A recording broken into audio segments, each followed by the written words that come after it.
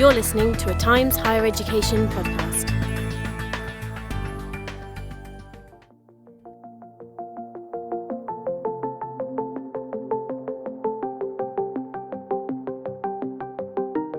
Hello and welcome to this week's Campus Podcast with me, Miranda Prynne. This week we have been thinking about the business management side of higher education, because in many countries institutions are facing severe financial challenges, and while unpalatable to some, embraced by others, the marketisation of global higher education means universities are increasingly run like businesses, with a focus on maintaining or ideally growing income streams, and any investment and spending needing to be balanced carefully against this. But to add to the complexity of running a university, these institutions are also public service organisations, educating and researching for the broader public good, with a responsibility to widen access to more potential students, to drive equity of opportunity, to translate research to real-world impact, and lead on efforts on major global issues such as climate change.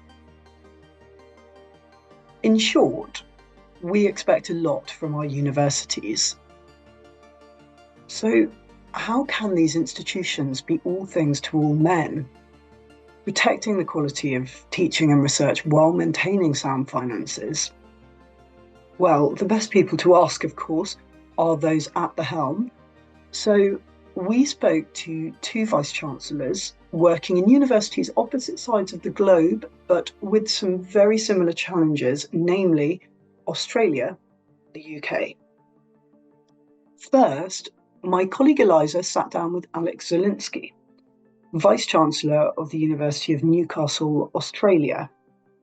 A computer scientist and systems engineer by background, Alex has previously worked in government as Australia's chief defence scientist. Eliza started by asking him how Newcastle has managed its widely admired widening participation programmes in a financially sustainable way. Hi Alex, and welcome to the THE podcast. It's a pleasure to be here, Eliza. Well, let's get straight into our conversation. Newcastle has got a fabulous record of widening participation and equity work. I think you have the largest enrolment of Indigenous students in the country, and you have recently been awarded the Athena Swan Silver Award for gender equity work. So these actions come with costs and benefits, and I wanted to ask you first, how do universities balance the need for financial stability with these goals in terms of sustainability and widening participation? Well, thank you very much. But one of the things that the program of standing up, this goes back to the Gillard days, there was what they call HEP funding, HEPP, participation and equity in programs, and that's where we got our enabling programs funded specifically, and some programs around Indigenous participation. So we've been building these programs for many years. So our Open Foundation, which is a program for which doesn't assume you've completed a HSC pathway into university, can be for adult learners or people from programs of refugees and may have come freshly to the country. People just haven't had the traditional entry pathway. So that's a free program that's been offered by the government since 1974. Right. So we've had to defend it a number of times as governments change and people want to reform those programs, but they have been supported. But that's an entry pathway, and once they enter into university, they're funded like everybody else. Mm-hmm. And so we find that the programs, we put a lot of preparation into preparing the students to be successful. And the Wallatuka experience, that program's been going for 40 years, and that's how we've built the Indigenous pathways and building them up through the Open Foundations, a program called YAPUG, which prepares them for university. And then while at university, we've got a special institute which is there as a support area and looks after them and provides that extra TLC basically to make sure that they get through. And that's why we've got the most doctors, nurses, teachers and speech pathologists in the country we've graduated, because it's a long-term investment in the beginning and then supporting people as they go. And likewise with all our students, we realise that because people don't necessarily come straight from high school with a high ATAR, they may get an equivalent ATAR for recognition of prior learning. There's gaps in knowledge. And ATAR is the recognition of prior knowledge? Is that the leaving school score? That's the leaving school score. Right. It's, Australian Tertiary Academic Rank, Thank ATAR. you. And that program, that's the traditional way people come through. And also you can get an estimate. They convert some things. If you've done some vocational training, you can get a certain number of points and it converts to one of those. But nevertheless, generally, if people are on an academic track from high school, they can go straight into a good university and do well. Mm-hmm. But generally, we have got a very wide berth for our university. So we say there's a place for you, for anyone. All you want to do is need to study, and then we make an assessment of where you should go. You could go straight into degree, or you might go into diploma, mm-hmm. or you might go into the Open Foundations program. But then you could still go into the profession you want to graduate in. So it just may take you some extra steps, but those extra steps is where we build people along. So we've received some special funding for it. Mm-hmm. The rest of the system is funded exactly like every other Australian university, but we put a lot of extra into looking after students' welfare. Absolutely. And I noticed last night we're here with the THE Campus Live ANZ event, and last night we had a reception in the gallery which had an exhibition of 50 photographs of people who have been through the Pathways. That's right. Foundation. It was really amazing to see some of the stories. Yeah, that's right. It's our 50 years, 50 stories. And it's amazing. And it really says that anyone can succeed at university, young or old, from any background. All you need to do is have the desire, and we'll help you.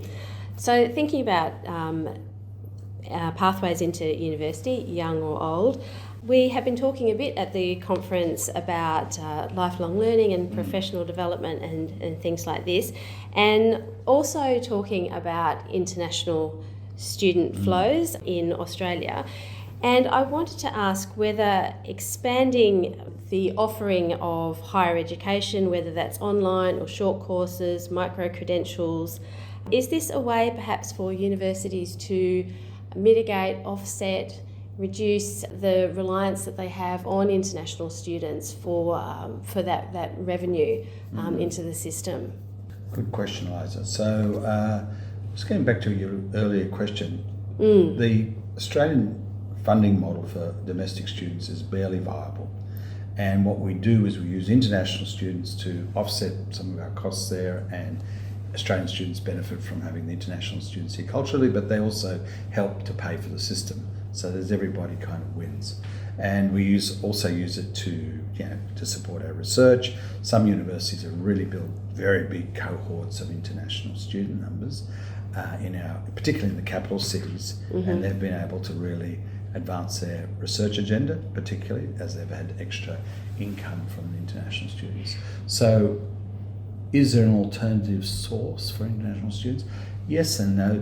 Look, you can probably generate some from other probably postgraduate courses or short courses, but really those, or commercialisation of intellectual property, this is all possible, but they're not the big sources. If you look in overseas, universities that generally succeed have some sort of income from international students, or you may have very big philanthropic support networks, etc., which occurs particularly in the US or in UK when you've got a long history of education. In Australia, most of our universities have 50 years or less of age, so yeah. So and the other part of the funding equation is government funding. Yes. And I was curious about, there's a little bit of talk about the reputation, the general standing of higher education in the eyes of the general public, not just in Australia, but in the United Kingdom where Times Higher Education is based. Does the sector need to do anything more to improve their standing with the public in terms of supporting perhaps the need for extra funding to support the sector? Look, It's an interesting element. I think if you fast forward out to 2050, and the federal government did a review there, and they said by that time we need 9 out of 10 jobs will require either vocational training or university training, higher education training. So it's 4.5 jobs or 5 jobs out of 9 will require university training. We're not that far away from that, so that in terms of attainment in the big cities, but in the regional areas it's less so. So there is areas where we need to get more participation into higher education, but at the same time we need to make the vocational sector, or TAFE as we call it here, technical third at an equal footing. And really, I think what the government's saying to us here in Australia is we want half the workforce to be higher education trained and the other half vocationally trained, and we need them to be able to people to seamlessly move between them or get skills from one or the other. It used to be here in Australia, you virtually decided it, at year 16, year 10, you would go into one pathway. You might go into apprenticeships and work in the trades, and those, or you might go into a professional workforce, but you finish the high school and then go onto university. Those pathways, all those things are now become blurred. People change jobs, people change careers, people have some skills and they want to put some other skills on there. And we need to recognise that. And universities in Australia are now starting to recognise qualifications out of vocational training, and saying if you've got an electrical trades certificates or apprentice, you've completed that, that can count part to your degree, and you could finish an electrical engineering degree off, and without having to do two separate full qualifications of 4 years each. So that's the sort of thing. And likewise, it could be that a university student who's studying engineering might be able to want to learn some practical skills from doing electrician's work. So there is this element of being able to have a system which is balanced and people kind of work each way. So it would be probably, in Australia, we know that we can't just have everyone's white collar trained, and who's going to do the blue collar jobs, because they are still required. You still need to have, the plumbers, the electricians, the pastry chefs. Someone has to do those other jobs, and we need to make sure people get trained to them. And generally in Australia, the people are getting paid pretty well in the trades versus the professions. Yeah, this is what I understand. This sounds a bit like the harmonisation that they've spoken about in the universities accord. What needs to happen with the sectors to bring them closer together so that you can perhaps have these stackable credentials between the two systems? Look, I think that the real challenge is really that we've got two systems. We've got like red money and blue money. So the red money comes from the federal government and the blue money comes from the state government. So the state governments are funding vocational training, and the federal government is funding university, and no one wants to cross-subsidise the other.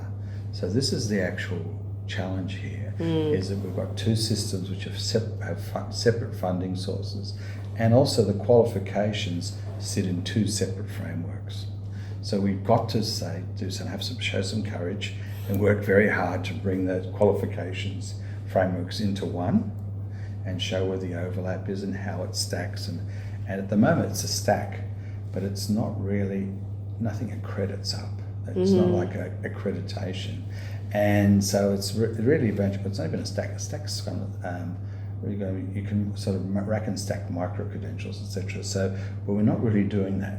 They're sitting as side by side, two parallel universities funded in two separate ways. So we've got to think about ways to unify funding and unify the frameworks. But we've still got a long way to go. And each government, a state government is quite independent of a federal government. They've all got their own agendas, and they do have argy-bargy. But really, for the good of the nation, we need to bring these things together. Some places in Australia, and this occurs elsewhere as well, we have dual sector.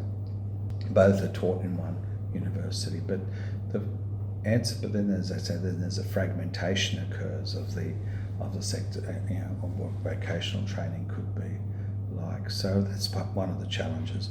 But maybe we need to do a little bit of dual sector work in certain critical areas. Maybe clean energy or some of these areas, or health, professions. We have nurses trained as we call registered nurses, enlisted nurses, and how do you make sure that that's totally seamless, that training? Are you hearing from students or potential students that this is the sort of training that they would be interested in? What's your sense of the demand for these kinds of qualifications? Look, I think people sort of always look for a job.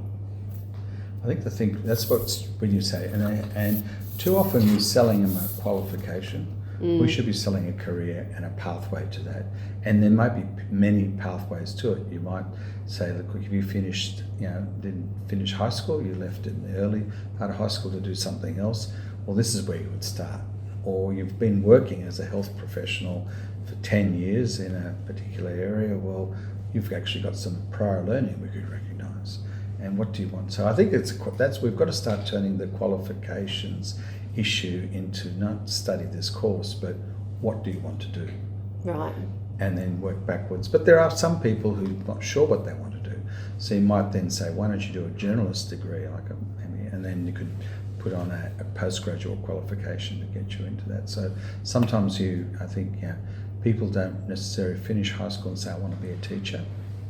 But they might do a Bachelor of Science, and once they've finished the Bachelor of Science, think, maybe I should become a science teacher. And then they could do their postgraduate teacher education then.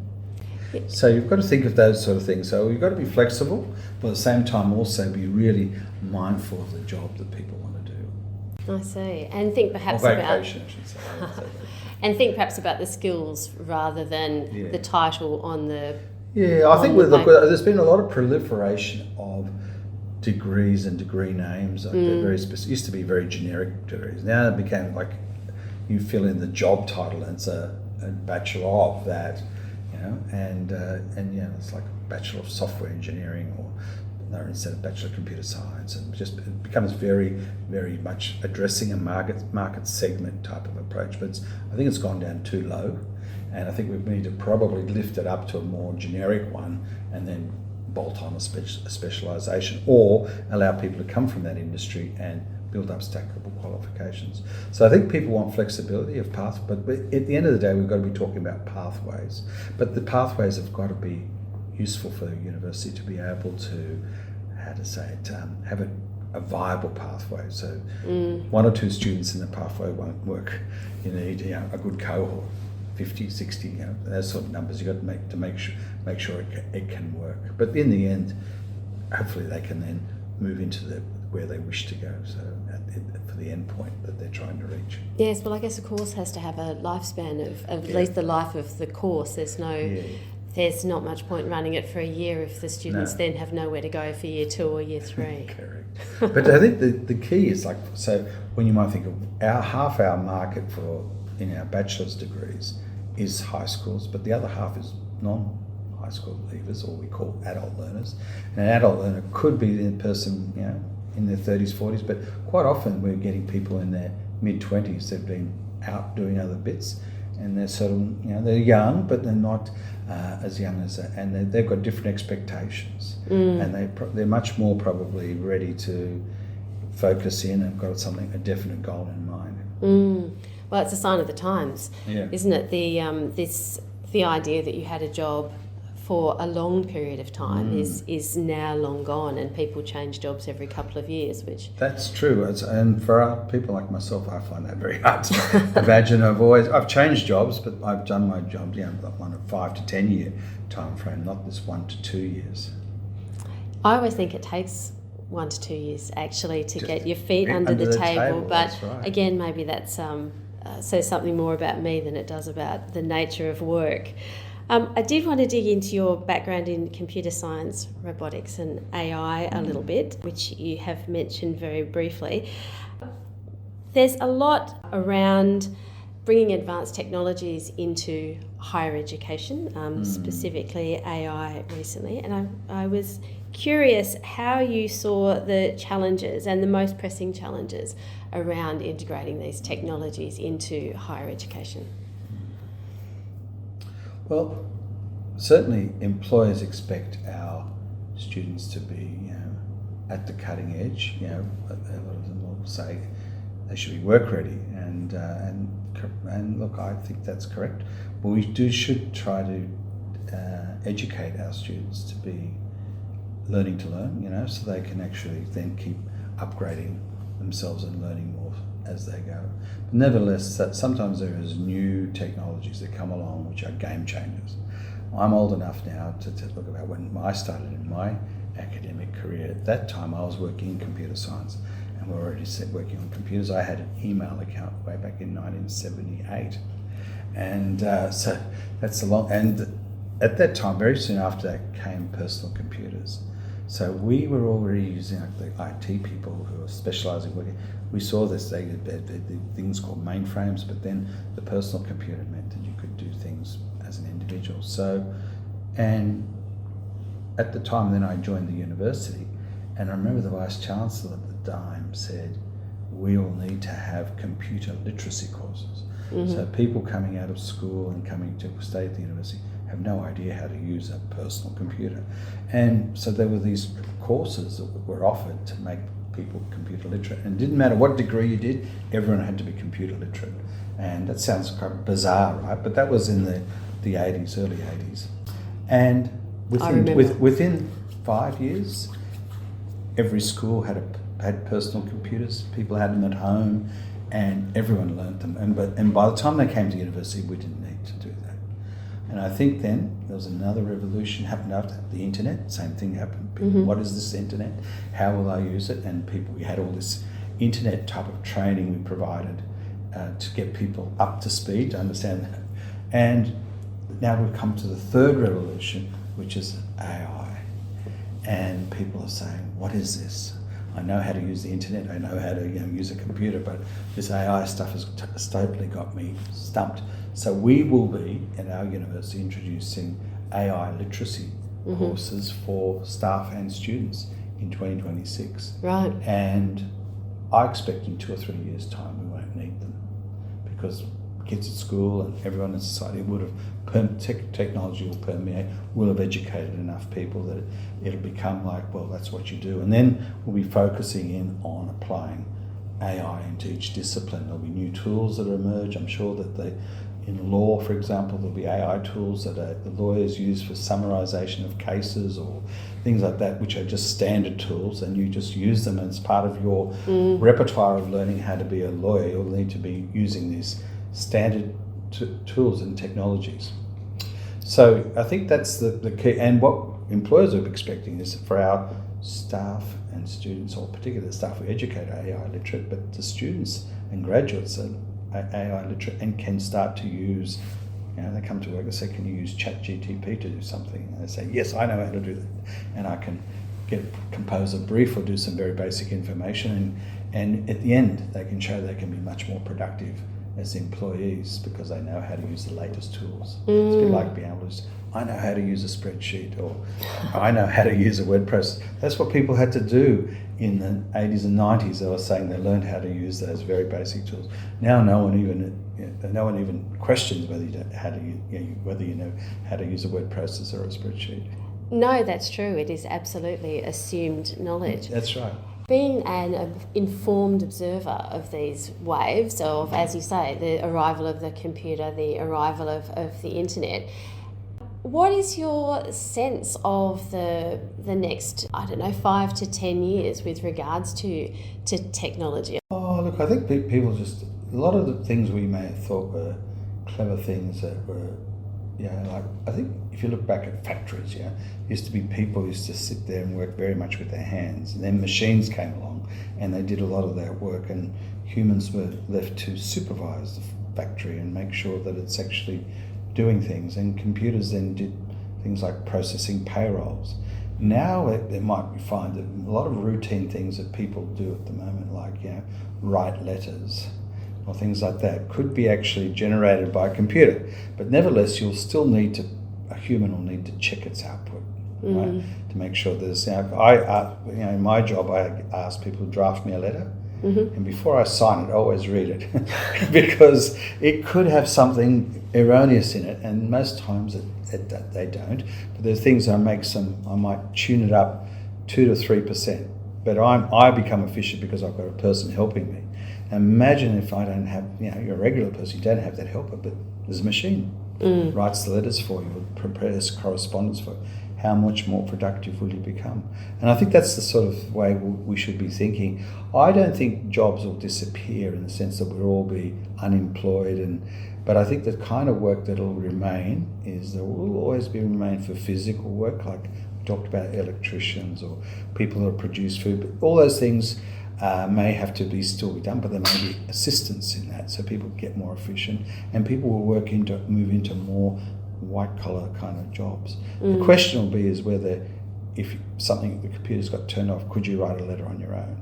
And which would be, I hope that people don't lose those skills. So we've got to actually still teach people to be able to do it. It's a bit like you learn how to add up numbers, but do you need to add up the numbers? You've brought me into quite neatly actually an area that I'm quite interested in.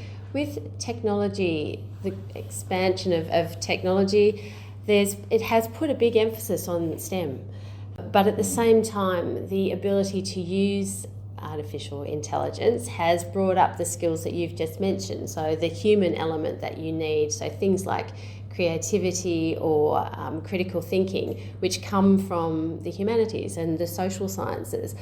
Do you see that this then brings in more of a need for interdisciplinarity perhaps in terms of constructing curriculum or how university departments and faculties work together? That's a good, very interesting observation, Eliza. So I think that I think computers at the end of the day, in my opinion, they won't, from what I know of the technology, they can't be creative.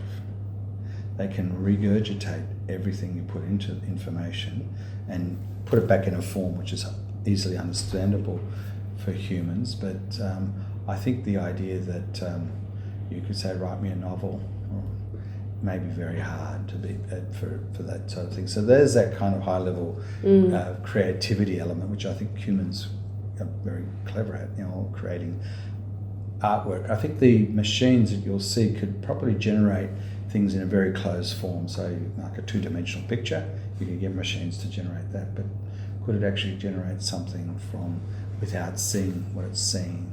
And engineers, I think what you'll find is they will still have to, or if you're building a bridge, you'll have to, you might have some tools that help you automate, check a design and tell you it's safe and it'll work, but then it has to be, you'll need to go through some checking, but you'll need to understand how basic, physics works and the laws of gravity and how to, dynamics, weight, all those things that go into it. I don't think you can actually take away them, but what you can do is a bit like being more productive. People might be able to, instead of designing one bridge a year or a month, you might be able to do that 10 times quicker, design many more bridges. So I think that's the kind of thing we're talking about here. It's more of I see it more of a productivity tool, but it will challenge just about every task. If it's routine, it can be, then it's probably can be automated. Yeah, right. Interesting. But if it's not routine, like writing a novel, right? So that's not routine because each one's different. Then it's hard. Yeah, that's true. You have a background in computer science, but innovation, I think, perhaps would be a good way to describe your specialty. Yes. As a final question, what characterises a good idea? Oh, an idea. An idea can be everything, but unless it's actually implemented, it's only an idea. But so it's and the other part is does it solve a problem? Is it actually an idea with an end to it? Sometimes people say it has impact. Like a vaccine could have huge impact on the human race. Certainly we need with COVID. We needed that. So, but the idea, an idea is a very powerful thing. And if it can be applied and translated into the real world, and then it changes the world, that's incredibly powerful. And the question is, how can you do that in this is what they call MVP, minimal viable product. So Steve Jobs was very good at that. So he worked out exactly what was the minimal viable product that people would want without having to add all these extra bells and whistles that they didn't want at an added cost. Interesting. I think that's a good place to end there. I like the idea that universities are absolutely 100% incubators of good ideas. That's right. That's really interesting that Newcastle are introducing AI literacy courses. And I'm sure they will not be alone in doing that. Now, Alex's interview also demonstrates just how many parallels there are between Australian and UK higher education at the moment, with such a strong financial reliance on international students that would really be very difficult to match with any other income stream. And alongside that growing pressure for higher education to provide really clear pathways into later careers. So, turning to the UK, I spoke to Anton Muscatelli, Principal and Vice-Chancellor of the University of Glasgow for the last 15 years. Now, Anton will be retiring from his post next year after overseeing some really impressive growth at the university, which has left it with one of the strongest financial positions in the UK sector. I was keen to find out just how this has been achieved in the hope of eliciting some useful insight for others.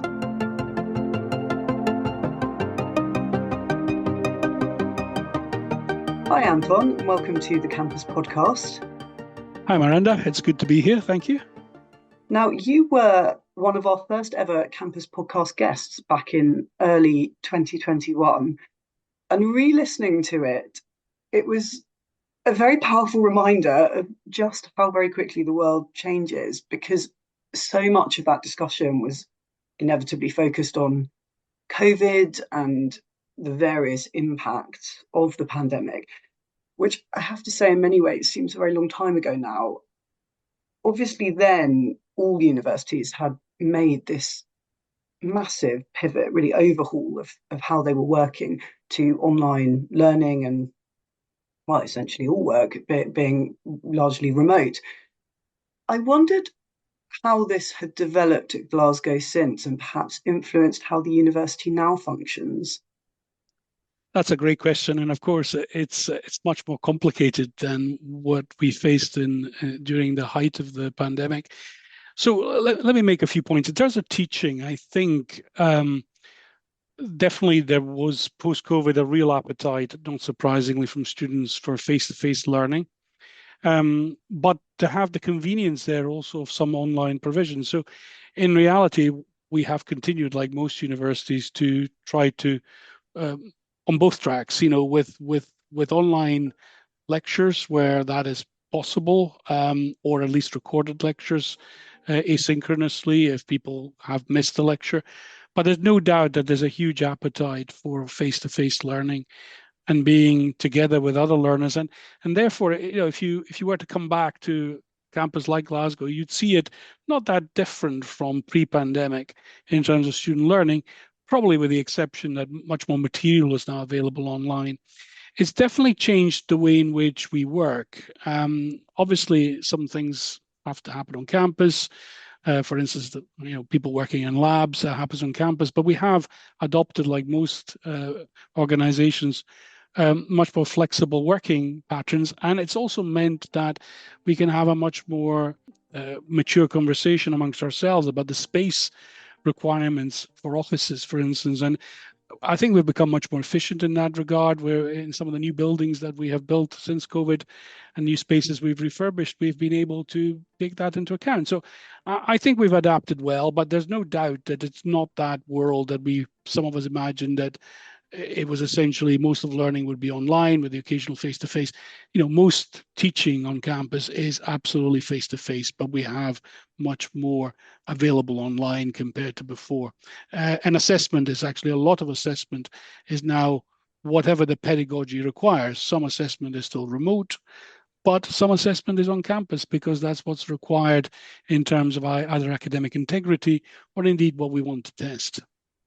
Yeah, so what was offered before, in a way, is now still offered, but it's just added extra layers by which you can reach students. And I can see there's obviously huge advantages as well in terms of more flexibility in the ways that you're working. That's right. Sticking with when you last spoke to campus, at that time, you were in the relatively early stages of a new university strategy, which will reach completion next year. How has that evolved in the time since to perhaps reflect the changing needs or challenges presented by external factors, so geopolitical, societal, technological, and so on, that you have to grapple with? That's again a great question, and there's no doubt that this strategy has probably changed more during its execution than any of the other strategies we've had over the last 20 years or so.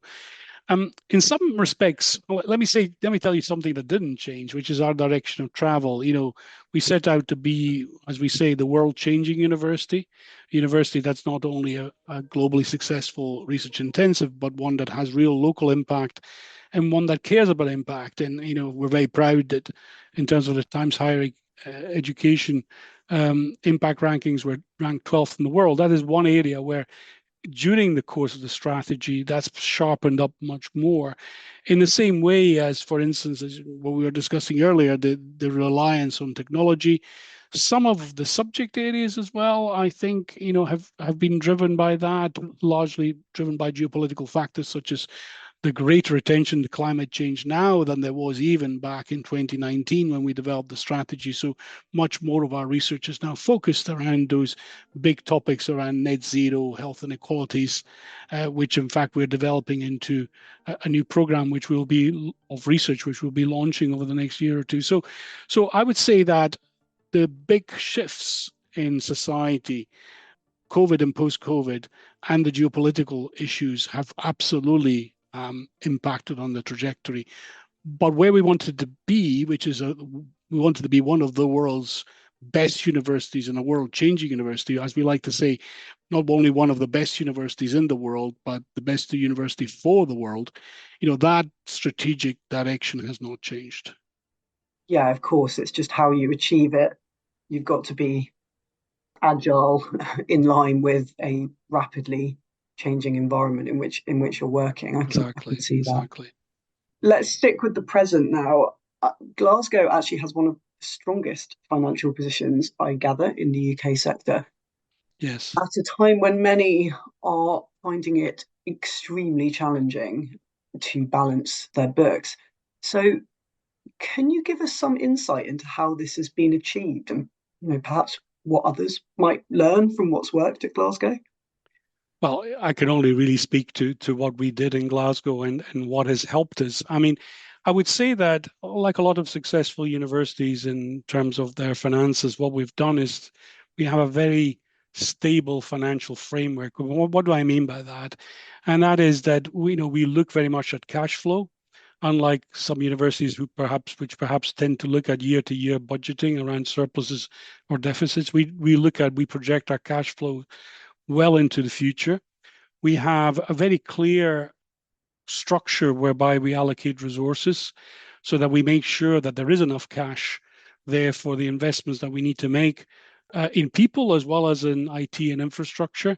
And that's been a feature of what we've had here, certainly in the last 15 years. We've had a very sound and a very forward-looking financial framework. So that's been one of the key ingredients, I think, to our success. The other thing we've done, and some of this, of course, is luck as well as judgment, we took advantage of the very low interest rates in 2016-17 to do any borrowing that we needed to do. So, for instance, at the moment, just today, actually, we've just announced the second phase of our campus development. We've already invested over $1 billion in our campus development, about $1 billion and a half. We're about to build a major new teaching and research building, which will be about $300 million. Now, that we haven't borrowed for now because interest rates are back up. So we've been much better, I think, than some other institutions, perhaps around trying to make judgments of that type. But a lot of that has been driven by having a sound financial framework. You know, we project cash flows forward 20, 25, 30 years. And of course, there's huge uncertainties, but we will avoid getting into situations where we are spending cash in the short term that we don't think we'll be able to recover. So it's a pretty sound approach, I think. Do you think your expertise as an economist has helped here at all? I think our expertise as a senior team has helped. I think one of the advantages that we've got here is that, I mean, I'm very proud to lead one of the strongest senior teams I've ever led. And you have expertise in finance and marketing and international recruitment, in research and innovation, the whole gamut of the activities. And I think what's great about this team that I'm currently leading, and I've repeated this often enough, is that we do operate as a coherent team. So I would say that that's the most important ingredient, frankly, than the expertise of the Vice-Chancellor. Yeah, it is always a team effort. I like that you mentioned luck because it just always brings to mind that famous quote. And I mean, Yes. there's no doubt luck always plays its part, but the famous quote of "I find the more I practice, the luckier I get." Yes, true. You've got to be in the Um, right, place to make your own luck as well. But no, I think we've been cautious, but we've also invested well and at the right time. Now, I know you've been a strong proponent for greater internationalisation while VC at Glasgow, and Mhm. this has resulted in several transnational education programs in Singapore and China, certainly. Yes. There has recently been some criticism levelled at TNE among certain academics. It's been labelled as a money spinner for UK universities, its quality is being questioned. Yeah, I wondered what your response was to that. Well, I would respond in two ways. First of all, I think for a research intensive like Glasgow, TNE is not a major money spinner. Yes, of course, we ensure that we can cover our teaching costs, and where appropriate, we can make the right margin over that to account for, the infrastructure that we need to maintain. But it isn't a money spinner. I mean, it's a very, very small fraction. The amount that we earn from TNE directly is a very, very small fraction of our total fee income. And you'll find very similar outcomes in other research intensives. And partly because what we try to do is to provide pretty much what we provide on campus as an experience, and to do so remotely, on the basis of a marginal revenue model is always going to be limiting. But the second response, and I think this is really important, the reason we do TNE is because it brings about partnership. And we've always done it in Glasgow, not by establishing our own campuses there, by working in partnership with local universities who know the landscape much better. And I think that leads to more successful models. That's my personal view. But it also means that we can then build other collaborations, and it also means we raise our profile. I mean, one of the key things, I think, for a university that wants to be on the world stage and develop its profile is that you need to build your reputation in other countries. You don't just do it by being a great university in your home country. I strongly believe that internationalization does drive reputation. So that's been the main driver. It's not been income, to be honest. It's been the relationships we've built, and on the back of that, the reputation it's built for the institution. That's really interesting because I wanted to ask what you felt made your program successful, and you've largely answered that. You think it's this partnership model is really the key. It is, and that's what we're looking at other types of TNE, and of course, TNE comes in different forms. I mean, the hubs you cited that we have, two in China, one in Singapore, are very much TNE hubs where we do dual degrees with our partners in country. But of course, there are different aspects to TNE. Some of them are articulation models, where some of it is done collaboratively in country, and then it leads to some on-campus delivery here in the UK.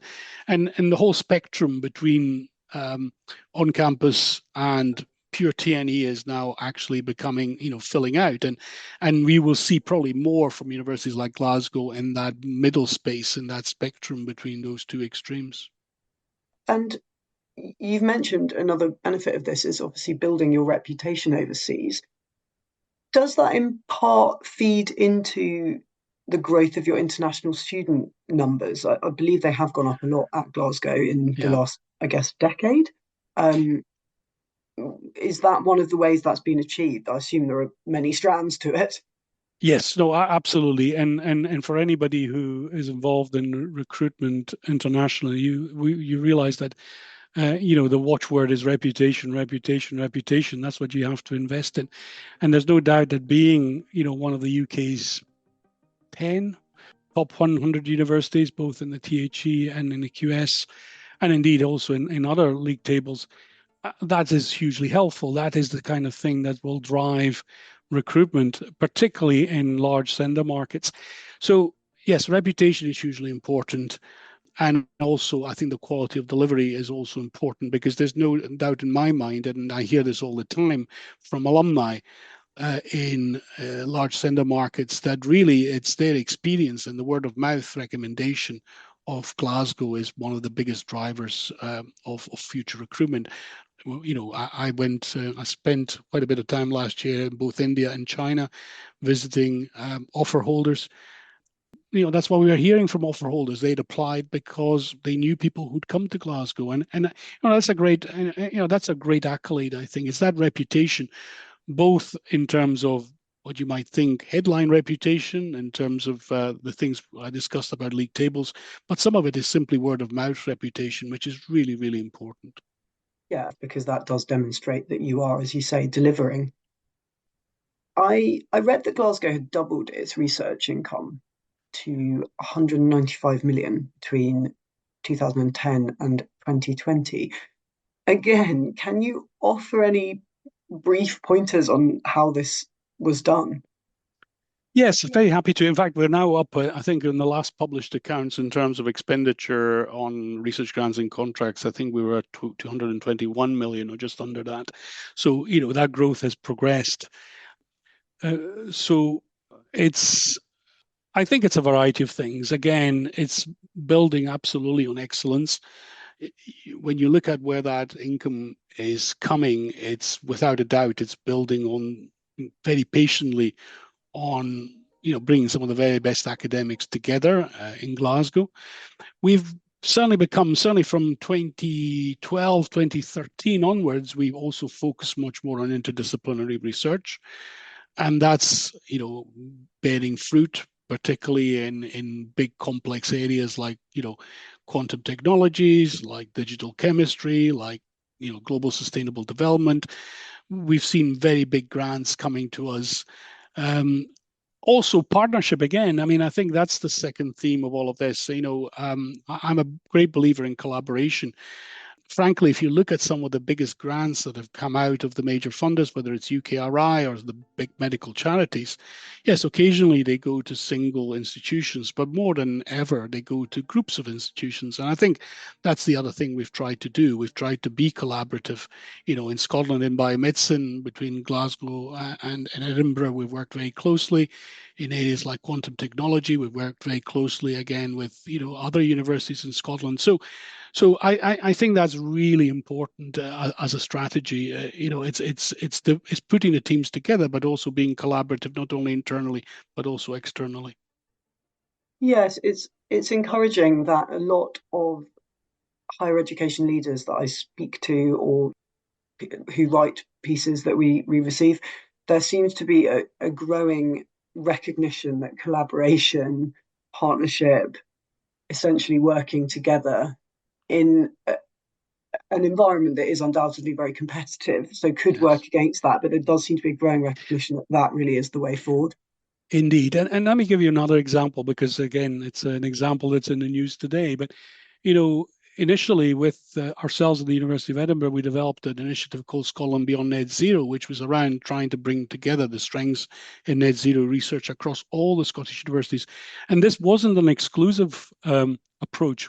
We basically said, yes, this is being catalyzed by the two of us, but actually it now involves pretty much all of the universities in Scotland, where we bring together all their expertise as best in different configurations. And today we've just started some seed grants in this area, which is, you know, again, it's really, really exciting to see, because you'll see new collaborations coming out of these seed grants. Similarly, internationally, you know, we've established a really, really successful strategic partnership, for instance, with the University of Sydney, where we have ignition grants that then lead to joint bids.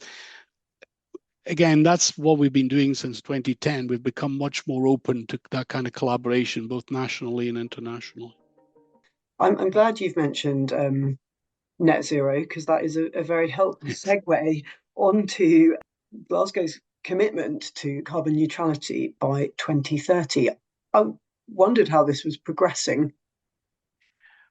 it's a really interesting area. So let me just give you a few stats. So when we started looking at this, we were probably, in terms of, our carbon footprint was around just over, I think, 60,000 tons of CO2 emissions.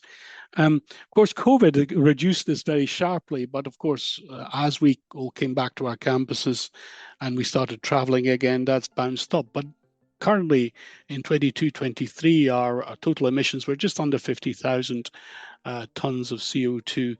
And our plan is, as you say, to get to net zero by 2030, 2031. So that's the year we're targeting. And we're hoping by then to essentially get to a carbon footprint target of 27,000, which is just over half where we are now. So that we've made a bit of progress, but we need to do quite a bit more. And the rest of it, we will then try to offset, but using essentially, verifiable offsets. So doing things like reforestation, peat restoration projects, etc. Here in Scotland, largely. Now, how are we going to get there? The two big ticket items, as no doubt you'll know, are really electricity and gas consumption. That accounts probably for about half, just over half our current remaining footprint. And then about, business travel is the other big ticket item, because that's probably about 20% of 25% of what we've got left. So these are the ones we're really going to have to concentrate on. And on the first of these, a lot of that is around, we're now evaluating the various technologies that will allow us to make that transition between now and 2030, 2031. So it's complicated. It's we've still got some hard miles to go, but we're absolutely committed to getting to that target.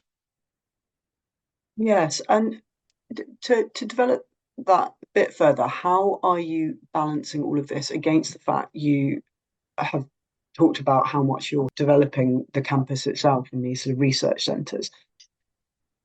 That's a really good question, and I'm glad you asked it, because actually it is one of the key things. So all of the buildings we're putting up now are, of course, much more efficient in terms of sustainability than before. But the latest one, I mentioned that just today, we announced the building of a £300 million building, which is essentially will house our School of Engineering, but we'll also have some of our undergraduate science labs, as well as general teaching space for all of our colleges and schools.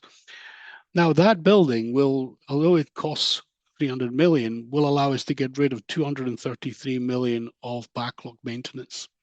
That in itself will save energy, but also the buildings it's replacing, the three 1960s buildings, 2.5 1960s buildings it's replacing, will essentially remove a lot of this, issues that we've got around sustainability too. So and will help towards our move towards the carbon footprint I described. So you're absolutely right. You've got to balance all these things out. Similarly with travel, we need to travel because we want to have an international international relationships.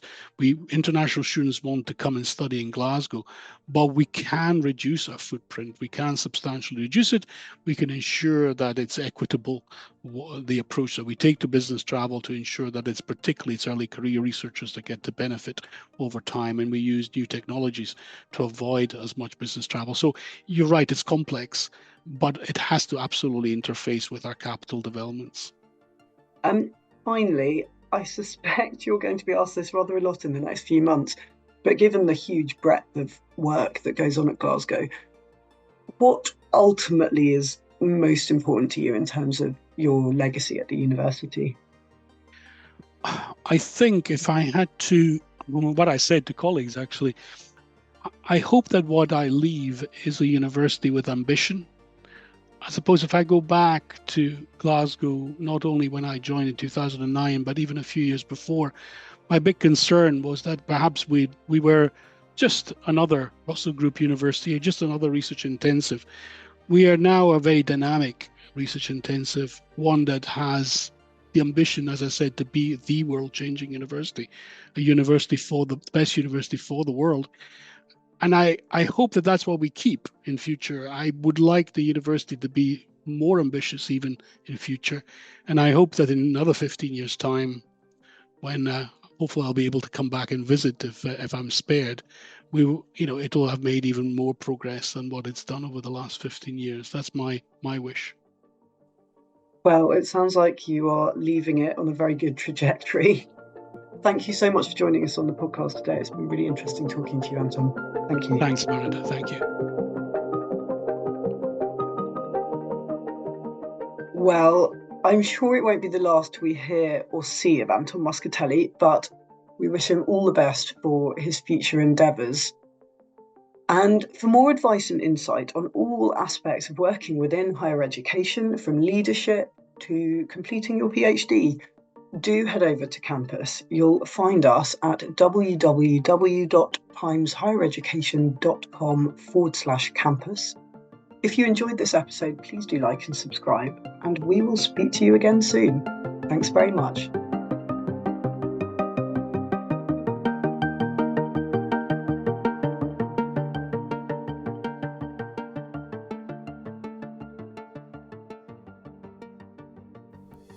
You're listening to a Times Higher Education podcast.